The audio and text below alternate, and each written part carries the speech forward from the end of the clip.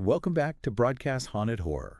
Ooh, I love saying that. It sounds that's a good one. so good. It's good. And tonight's creature is Yeah. one of my favorites. Oh, good. The Jersey Devil. The Jersey Devil. I feel like so many people know this one. Yes, it's pretty famous. But Yeah, I feel like we can add some extra stuff to it. absolutely. 'Cause It's one of those creatures that, even if you've never been to the Pine Barrens, you've probably at least heard of it. Yeah. And probably seen some version of the image. Yes, heard the story. And it's one of those creatures that is Yeah, very well known, it is. but there's a lot of like misinformation out there. Oh yeah, there's so many different iterations of the legend, and yeah, there's a lot out there. So hopefully we can wade through it Yeah. and get to the good stuff. Yeah, and I think there's something really interesting about the origin story, Yeah, which we'll get into. for sure. But this one kind of like blurs that line between folklore and like reality. It really does, because it purportedly begins with a real person. Yeah. With Mother Leeds. Yes. And that there was this, Her 13th child. yes, the 13th child. A cursed 13th child. A cursed 13th child. I mean, who doesn't love a good, curse story? Exactly. So, And I feel like the Pine Barrens Oh, yeah. just kind of like the perfect setting. adds to the whole mythos. Yes. The Pine Barrens themselves, they're a fascinating place. Yeah. And it's almost like they were designed for a horror story, like the setting itself. Totally. This vast expanse of wilderness, just, miles and miles. Desolate Center. Desolate. Yeah, you can very easily get lost in there, and there are all these, little nooks and crannies, and, Yeah. who knows what's lurking in the shadows there. So let's dive right in. Yeah. What is? Well, let's talk about what this creature supposedly looks like.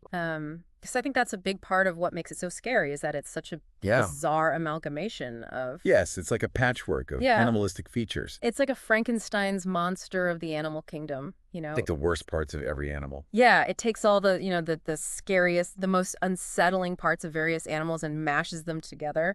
So it's got like the bat wings. The bat wings, yeah. It's got the cloven hooves like a goat or a deer. Mm-hmm. It's got a dog-like head. But with like a horse face sometimes. Yeah, sometimes a horse face, sometimes a more canine face.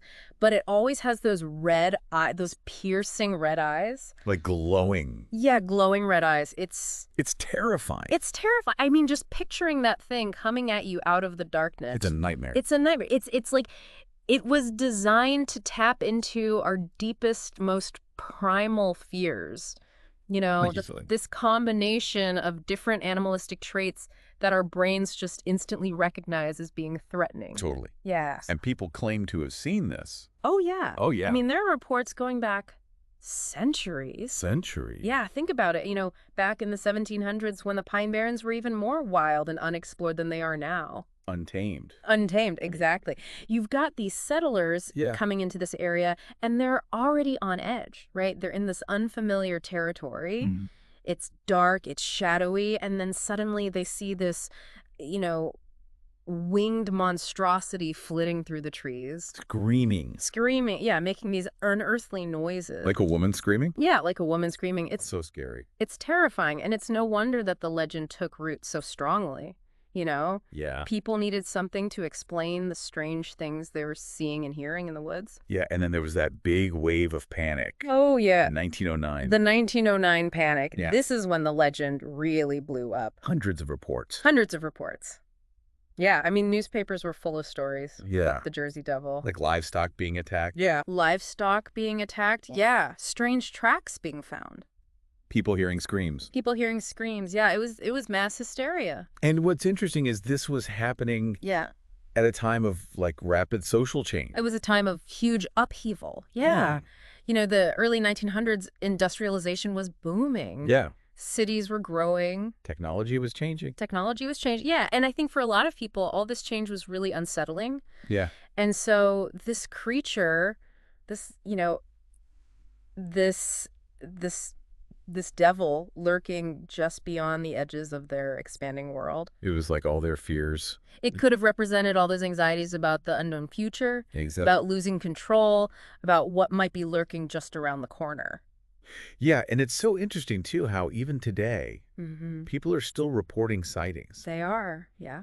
And the descriptions haven't really changed much. No, they haven't. Like those core elements. It's almost as if the legend itself has shaped how people experience and report their encounters. You know, they see something strange in the woods, Yeah. and their mind immediately goes back to the stories they've heard. To the legend. To the legend, yeah. So they see the bat wings, they see the hooves. They hear the screams. They hear the screams. And it becomes the Jersey Devil. It becomes the Jersey Devil, exactly. And those details, they persist. Yeah. They're passed down through generations. Reinforced by each retelling. Exactly. It's like a self-perpetuating myth. And I also think it's so interesting how a legend becomes so ingrained in a culture. Like we're talking books, documentaries, TV shows, like tourism.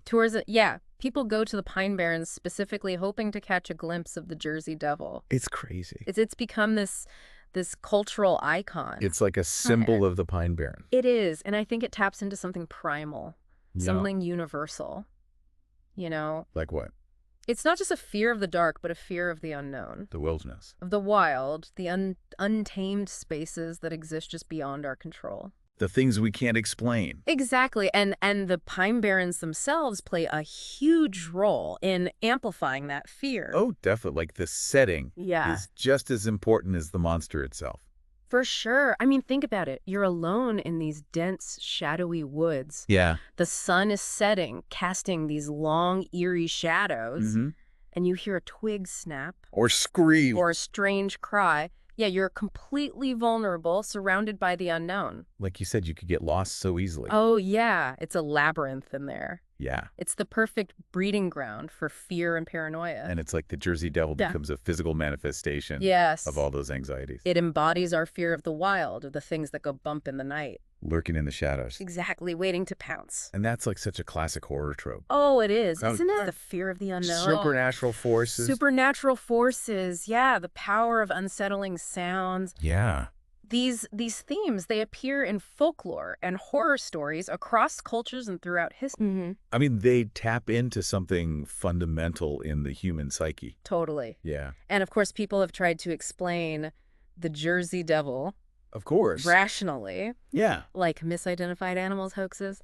Swamp gas. Yeah. But those explanations. But they just don't have the same power, do they? No. Because the legend thrives on the unknown. Totally. The fact that we can't definitively prove or disprove its existence just adds to its allure. It makes it scarier. It makes it scarier. And in a way, it makes it more terrifying because what we don't know is often far more frightening than what we do. It's true. Yeah. Well, that is a truly unsettling thought. I know, right? So that was Broadcast Haunted Horror. Another good one. Thank you for listening to us talk about the Jersey Devil. Of course. But before we go, I want to leave you with this question. Ooh, I like it. What if you were lost in the Pine Barrens? Oh. The sun was setting. I don't like where this is going. And you heard wings beating, hooves pounding the earth. Nope. What would you do? I would probably curl up into a ball and cry. That's fair. Yeah. That's fair. Not my finest moment, but... Well, thank you for joining us. Yeah, this was a good one. On Broadcast Haunted Horror. I liked it. See you next time. See ya.